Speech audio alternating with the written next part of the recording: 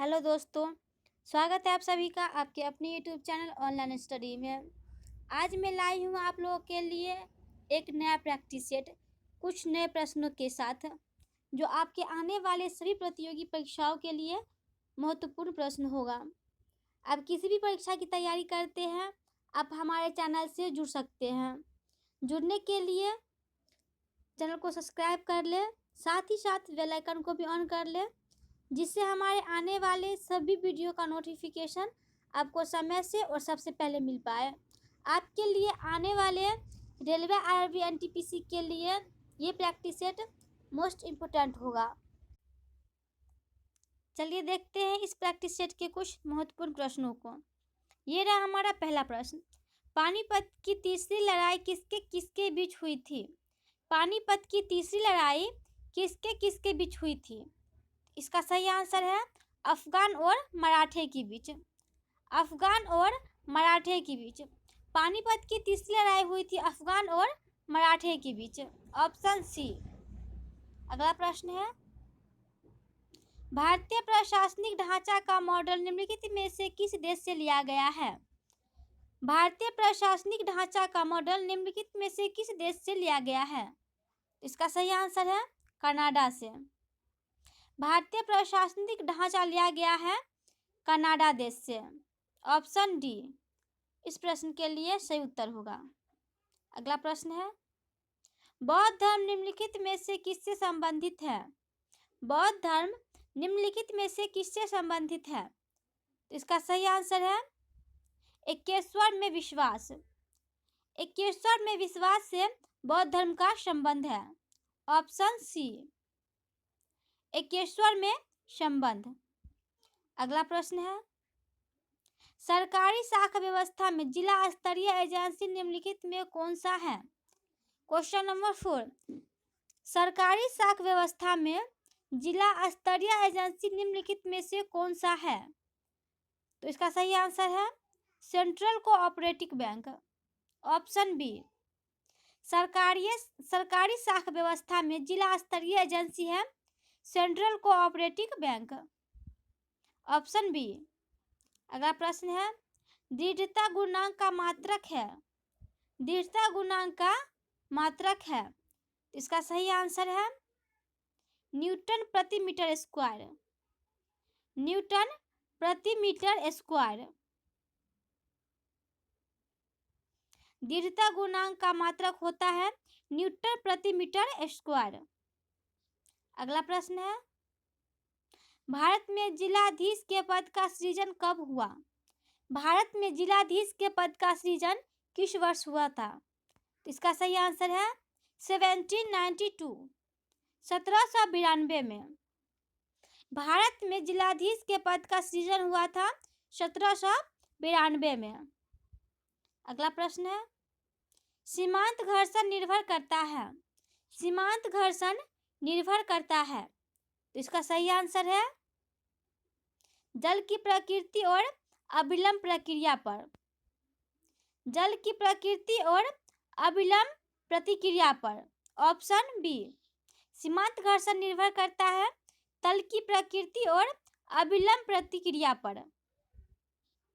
अगला प्रश्न है हमारा, किसी तत्व का परमाणु भार बराबर होता है। किसी तत्व का परमाणु भार बराबर होता है। तो इसका सही आंसर है ऑप्शन सी तुल्यांक भार। तुल्यांक भार और संयोजकता। तुल्यांक भार गुने संयोजकता बराबर होता है परमाणु भार। किसी तत्व का परमाणु भार बराबर होता है तुल्यांक भार गुने संयोजकता। अगला प्रश्न है, आधुनिक आवर्त सारणी किसने प्रस्तुत की थी? आधुनिक आवर्त सारणी किसने प्रस्तुत करी थी? तो इसका सही आंसर है मोसले ने। आधुनिक आवर्त सारणी प्रस्तुत की गई मोसले के द्वारा। अगला प्रश्न है हमारा, लैंगरहैंस के द्वीप जो इंसुलिन का स्राव करता है स्थिर होता है। लैंगरहैंस के द्वीप जो इंसुलिन का स्राव करता है कहाँ स्थित होता है? इसका सही आंसर है अग्न्याशय में। लैंगरहैंस के द्वीप जो इंसुलिन का स्राव करता है अग्रनाशय में स्थित होता है। अगला प्रश्न है, हिंद स्वराज के लेखक हैं। हिंद स्वराज के लेखक कौन है? तो इसका सही आंसर होगा महात्मा गांधी।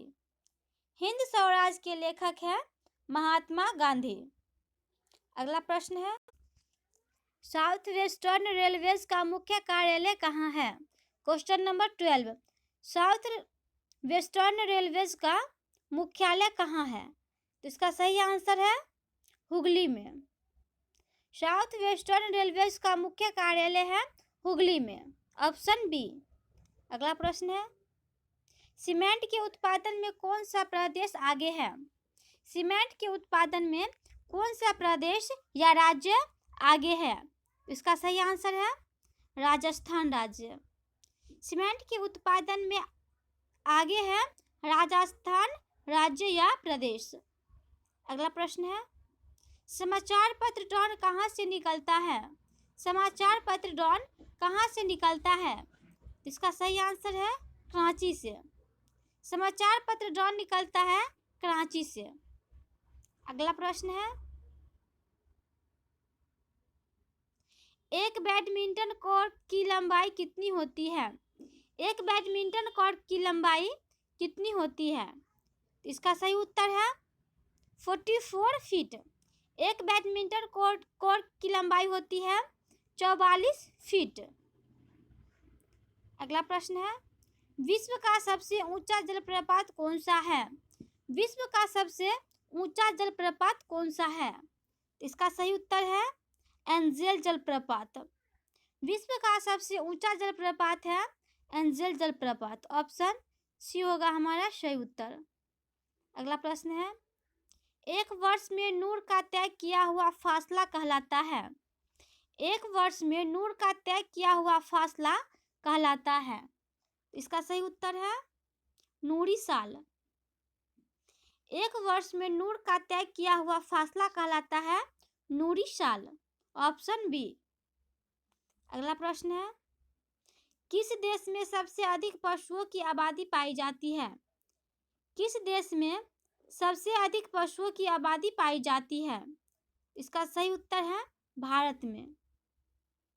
भारत में पशुओं की आबादी सबसे अधिक या सबसे ज्यादा पाई जाती है। अगला प्रश्न है, निम्नलिखित में कौन 2 बार लगातार राष्ट्रपति बने? निम्नलिखित में से कौन 2 बार लगातार राष्ट्रपति बने? इसका सही उत्तर है डॉक्टर राजेंद्र प्रसाद। डॉक्टर राजेंद्र प्रसाद लगातार 2 बार राष्ट्रपति बने थे। अगला प्रश्न है 20 नंबर का, कौन प्राथमिक अधिकार था किंतु अब केवल कानूनी अधिकार है? कौन प्राथमिक अधिकार था किंतु अब केवल कानूनी अधिकार है? इसका सही उत्तर है जायदाद का हक। जायदाद का हक पहले प्राथमिक अधिकार था परंतु अब यह केवल कानूनी अधिकार रह गया है, ऑप्शन बी होगा हमारा राइट आंसर। तो ये था हमारा इस प्रैक्टिस सेट का अंतिम क्वेश्चन। चैनल पे जो नए हैं चैनल को सब्सक्राइब जरूर कर लें, साथ ही साथ बेल आइकन को भी ऑन कर दें जिससे हमारे आने वाले सभी वीडियो का नोटिफिकेशन आपको सबसे पहले और समय पर मिलता रहे। तो जुड़े रहिए चैनल से, और जो चैनल पे नए हैं चैनल से जुड़े रहने के लिए चैनल को सब्सक्राइब जरूर कर लें, साथ ही साथ बेल आइकन को भी ऑन कर दें